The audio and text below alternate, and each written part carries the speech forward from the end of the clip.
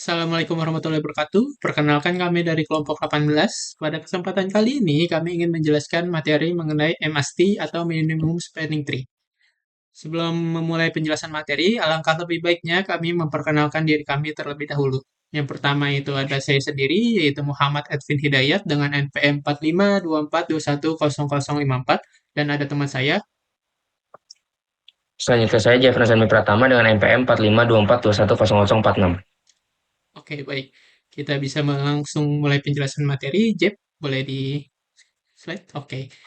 Yang pertama itu ada pendahuluan. Jadi di pendahuluan ini, graf sudah menjadi sebuah konsep algoritma yang banyak digunakan di dunia pemrograman. Terlebih jika seorang programmer ingin membuat suatu algoritma yang berfungsi membantu pengguna untuk membuat suatu keputusan. Contoh penggunaan graf yang paling umum adalah mencari suatu rute tujuan pada peta. Penggunaan graf dapat memberikan hasil berupa rute dengan waktu tempuh yang tercepat, rute dengan jarak terpendek, dan rute dengan biaya termurah. MST atau Minimum Spanning Tree adalah sebuah konsep dalam teori graf yang berfungsi untuk menyelesaikan permasalahan dengan pencarian suatu bobot minimum pada sebuah graf berbobot. Terdapat dua jenis algoritma yang dapat digunakan untuk menyelesaikan permasalahan-permasalahan dalam Minimum Spanning Tree. Dua jenis algoritma tersebut adalah algoritma Prim dan algoritma Kruskal. Selanjutnya, oke. Yang pertama adalah algoritma prim. Jadi, algoritma prim adalah sebuah algoritma yang dimulai dari simpul yang berubah-ubah. Pada setiap tingkatnya, algoritma ini memperbolehkan menambah cabang baru untuk membuat susunan pohon baru. Algoritma ini akan tertahan ketika simpul yang sedang dieksplorasi pada graf sudah sampai pada simpul yang dituju. Oke, algoritma prim juga menitik beratkan pada pemilihan bobot minimum berdasarkan simpul yang diambil. Algoritma prim cocok digunakan untuk pohon dengan jumlah simpul yang banyak, karena algoritma ini akan selalu berhasil menemukan pohon rentang minimum. Tetapi pohon rentang yang dihasilkan tidak selalu unik. Oke, selanjutnya, Jep. Oke, selanjutnya ada pseudocode dari algoritma prim. Yang pertama itu ada deklarasi variabel i, p, q, u, dan v bertipe data integer. Lalu selanjutnya ada deskripsi di mana pengguna menginputkan G dengan diisi dengan variabel v dan i. Lalu selanjutnya ada proses pencarian p dan q dari i yang berbobot terkecil. Lalu selanjutnya variabel t dimasukkan variabel P dan key yang sudah dicari sebelumnya. Lalu selanjutnya dimulai proses perloopingan, yaitu I diisi dengan satu dimulai dari satu sampai dengan N-1. Lalu selanjutnya jika kualifikasinya sudah memenuhi, selanjutnya dimulai pilih sisi U, U dan V, U dan V dari I yang berbobotnya terkecil namun bersisian dengan suatu simpul di dalam T. Lalu selanjutnya T diisi dengan T ditambah U dan V. Lalu selanjutnya selesai perulangan, lalu di print variable T tersebut. Oke, boleh di next, Jip? Oke, berikut adalah langkah-langkah dari algoritma print.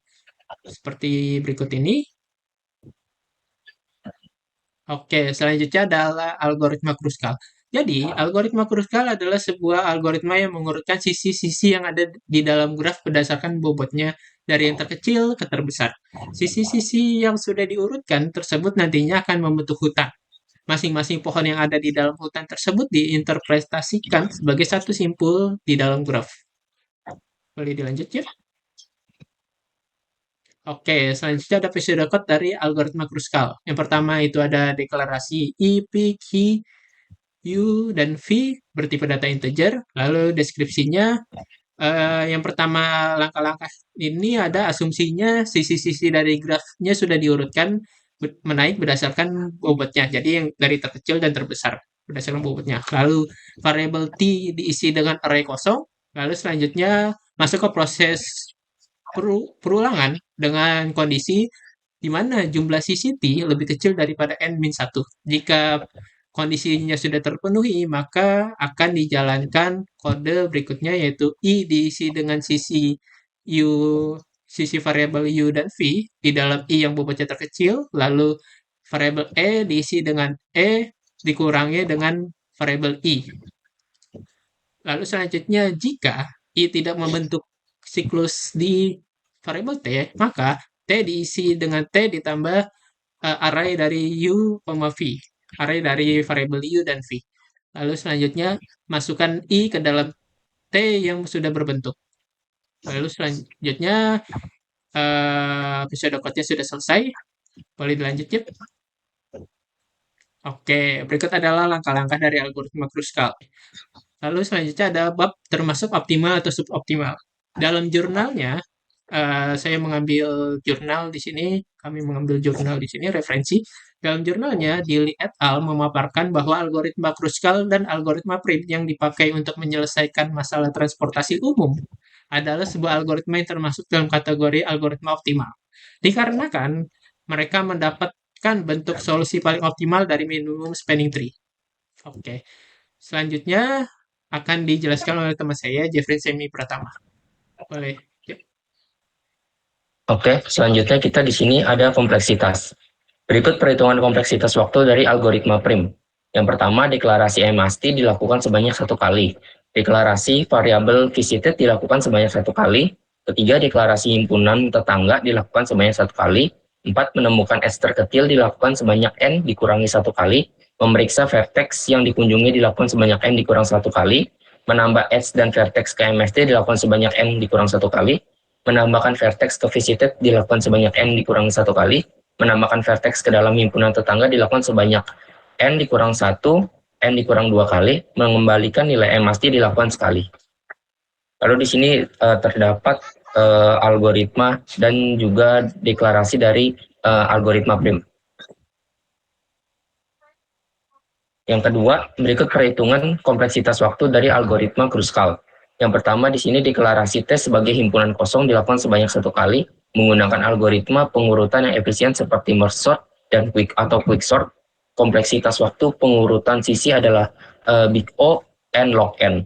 Deklarasi variabel selected edge dilakukan sebanyak 1 kali, menghapus E kecil dari E besar dilakukan sebanyak N 1 kali, menambahkan E ke dalam T dilakukan sebanyak N kali, menambahkan E ke selected edge dilakukan sebanyak N kali. Mengembalikan atau return nilai selected edge dilakukan sebanyak 1 kali. Di sini juga terdapat gambar dari algoritma dan juga dari deklarasi algoritma Kruskal. Selanjutnya, di sini terdapat kompleksitas waktu total dari algoritma prim dan algoritma Kruskal, di mana algoritma prim Tn itu sama dengan big O 1 ditambah 1 ditambah 1 ditambah 0, N dikurang 1 ditambah 1 ditambah 1 ditambah 1, dan N dikurang 2. Lalu dari kompleksitas waktu di sini mendapatkan total waktu Tn-nya itu sama dengan big O N kuadrat. Lalu kompleksitas waktu total dari algoritma Kruskal itu adalah dari Tn big O 1 ditambah 1 ditambah big O N log N ditambah big O N 1 ditambah 1 ditambah 1 akan menghasilkan Tn-nya itu sama dengan big O N log N.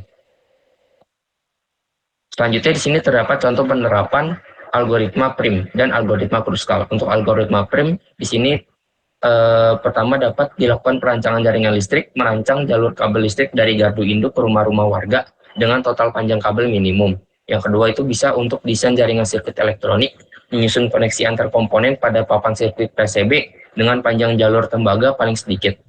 Yang ketiga, perancangan jaringan pipa mirip dengan algoritma Kruskal, menemukan jalur pipa optimal untuk distribusi air bersih atau gas alam untuk mengefisiensi biaya material. Yang kedua, di sini terdapat penerapan algoritma Kruskal.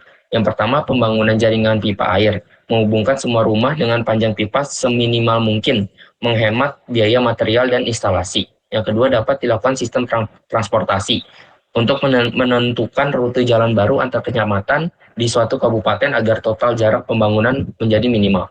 Yang ketiga, untuk jaringan komputer, merancang kabel jaringan agar semua komputer terhubung dengan biaya kabel paling rendah.